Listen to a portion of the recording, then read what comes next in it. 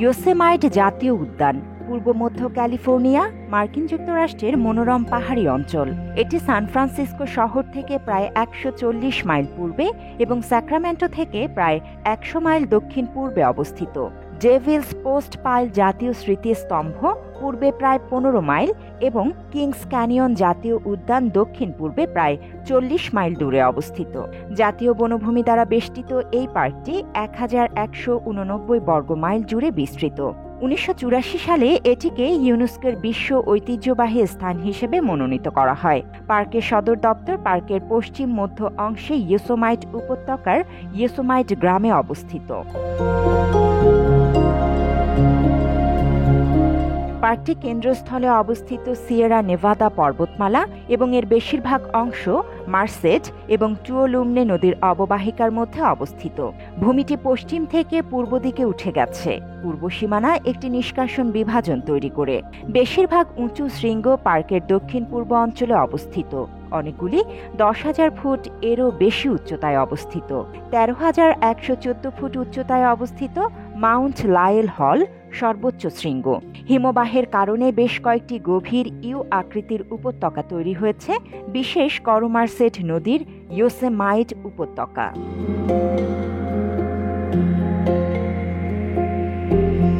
এই উপত্যকাটি প্রায় ৭ মাইল লম্বা এবং ০.৫ থেকে ১ মাইল প্রশস্ত একটি মৃদু বৃত্তে বাঁকানো। এর বেশ কয়েকটি আকর্ষণ রয়েছে, যেমন নিছক পাথরের দেয়াল যা উপত্যকার তল থেকে ৩,০০০ থেকে ৪,০০০ ফুট উপরে উঠছে, ইয়োসেমাইট জলপ্রপাত এবং বিশাল গম্বুজ এবং চূড়া। এই গম্বুজগুলির মধ্যে সবচেয়ে বড়টি হল এল ক্যাপিটান। উপত্যকার পশ্চিম প্রান্তের কাছে একটি গ্রানাইটের ভিত্তিপ্রস্তর যা সমুদ্রপৃষ্ঠ থেকে ৭,৫৬৯ ফুট উঁচু এবং উপত্যকার প্রায় ৩,৬০০ ফুট উঁচু। উপত্যকার মাথার উপর দিয়ে হাফ ডোম দেখা যায়, যা ৮,৮৩৬ ফুট উচ্চতায় পৌঁছায় এবং এর উপর থেকে একটি মনোরম দৃশ্য দেখা যায়। বিখ্যাত ইয়োসেমাইট জলপ্রপাতের মধ্যে রয়েছে upper Yosemite Falls, lower Yosemite Falls এবং তাদের মধ্যবর্তী ক্যাসকেড।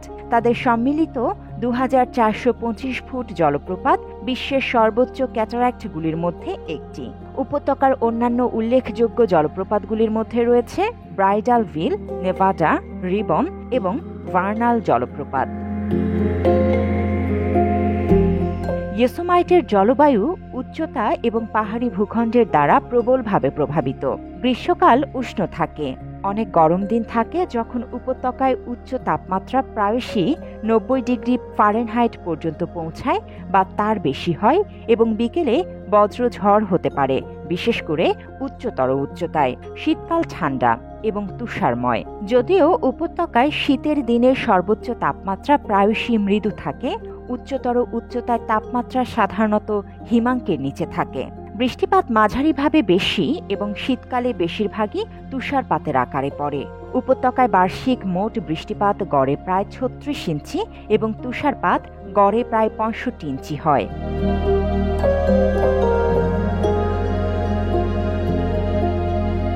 পার্কের উদ্ভিদের জীবন উচ্চতার সাথে সাথে উল্লেখযোগ্যভাবে পরিবর্তিত হয়। নিম্ন উচ্চতায় ছড়িয়ে ছিটিয়ে থাকা গাছ, গুল্ম এবং বসন্তকালে বন্য ফুলে ভরা তৃণভূমি দ্বারা চিহ্নিত করা হয়।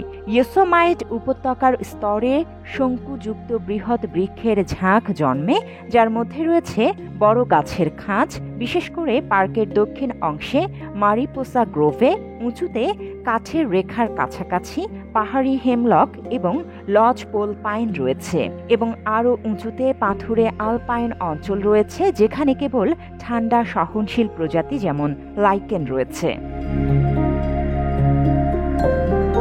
পার্কের ভেতরে প্রাণীজগৎ প্রচুর এবং বৈচিত্র্যময়। বৃহৎ স্তন্যপায়ী প্রাণীর মধ্যে রয়েছে খচ্চর হরিণ, কালো ভাল্লুক, কোয়েটস, পাহাড়ি সিংহ এবং স্থানীয় এবং বিপন্ন সিয়েরা নেভাডা বিগ হর্ন ভেড়া। বিভিন্ন কাঠবিড়ালি, চিপমাঙ্ক এবং বাদুড় বেশিরভাগ ছোট স্তন্যপায়ী প্রাণী, যার মধ্যে বিরল এবং বিপন্ন প্রশান্ত মহাসাগরীয় মাছ ধরার প্রাণীও রয়েছে। পার্কে 250টিরও বেশি প্রজাতির পাখি দেখা গেছে, যার মধ্যে প্রায় 165 প্রজাতি সেখানে বাস করে বা নিয়মিত আসে, এবং বাকিগুলি কেবল মাঝে মাঝেই সেখানে দেখা যায়। যেসব সাধারণ পাখি পাওয়া যায় তার মধ্যে রয়েছে স্টেলারের জে, ওয়েস্টার্ন মেডোলার্ক এবং মাউন্টেন ব্লুবার্ড। এছাড়াও উভচর প্রাণী, টিকটিকি এবং মাছের সংখ্যা রয়েছে। মাত্র 30% টাকায় জমির মালিক হয়ে নতুন বাংলাদেশের গড়ে তোলার স্বপ্ন দেখা বাংলা বসতি। 1830-এর দশকে ট্র্যাপাররা ইয়োসেমাইট উপত্যকায় প্রবেশ করেছিল বলে জানা যায়, এবং উইলিয়াম পেন আব্রাহামস নামে একজন খনি শ্রমিক 1849 সালে ইন্সপিরেশন পয়েন্টে পৌঁছেছিল বলে জানা গেছে।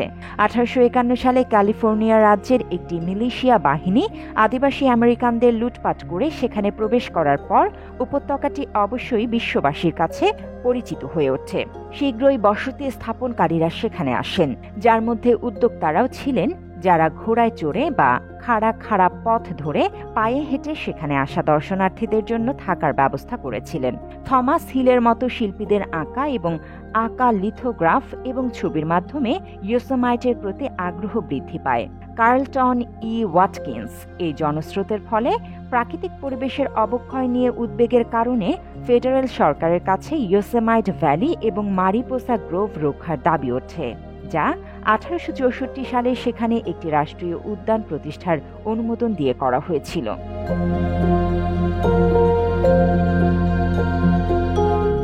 1870-এর দশকের মাঝামাঝি সময়ে পার্কের উত্তর ও দক্ষিণ সীমানা পর্যন্ত ওয়াগন রাস্তা তৈরির কাজ সম্পন্ন হয়, এবং 1885 সালের মধ্যে বার্ষিক প্রায় 3000 দর্শনার্থী পার্কে পৌঁছাতে শুরু করে।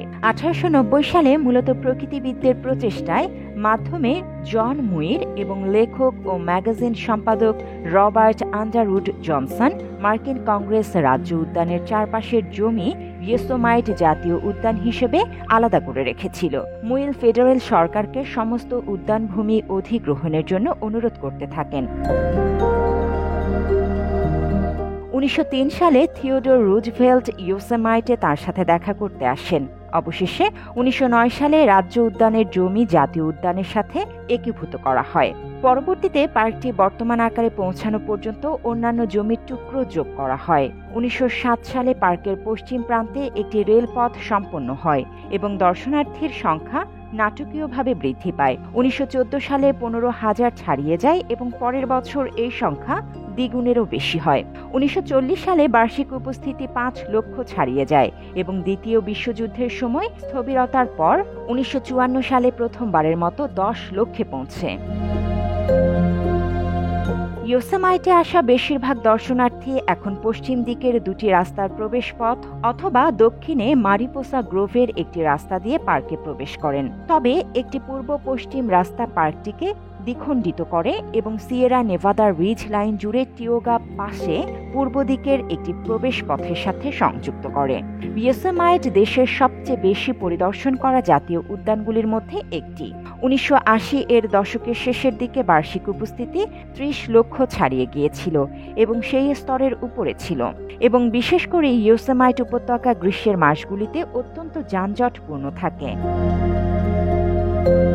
ভারী যানবাহন এবং পার্কিংয়ের অভাবের কারণে উপত্যকার আশেপাশে দর্শনার্থীদের পরিবহনের জন্য একটি শাটল বাস ব্যবস্থা তৈরি করা হয়েছিল। 2000 সালে ইয়োসেমাইটের পরিস্থিতি উন্নত করার জন্য একটি পরিকল্পনা গৃহীত হয়েছিল, বিঘ্নিত প্রাকৃতিক অঞ্চলগুলি পুনরুদ্ধার করে সম্প্রসারিত বাস পরিষেবা দিয়ে যানজট কমিয়ে এবং থাকার ব্যবস্থা সংস্কার করে। পার্কে বেশ কয়েকটি ব্যক্তিগতভাবে পরিচালিত থাকার জায়গা রয়েছে, যার বেশিরভাগই উপত্যকায় অবস্থিত। জাতীয় উদ্যানের কর্মীদের দ্বারা রক্ষণাবেক্ষণ করা প্রায় 1 ডজন ক্যাম্প গ্রাউন্ডে প্রায় 1500 ক্যাম্প সাইট ছাড়াও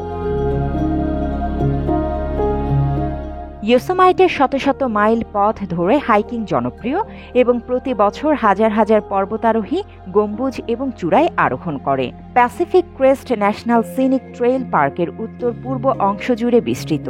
পূর্বে প্রস্থান করার আগে এটি জন মুইর ট্রেইলের সাথে যুক্ত, যার উত্তর প্রান্তটি ইয়োসেমাইট উপত্যকার মাথায় অবস্থিত। মার্সেড নদীর কিছু অংশে রাফটিং অনুমোদিত।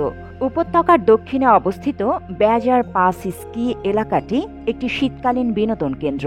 দুটি দর্শনার্থীর কেন্দ্র রয়েছে। ইয়োসেমাইট উপত্যকায় একটি বৎসরব্যাপী এবং আরেকটি ঋতু অনুসারে খোলা। টিওগা পাস প্রবেশদ্বারের কাছে পার্কের পূর্ব পাশে।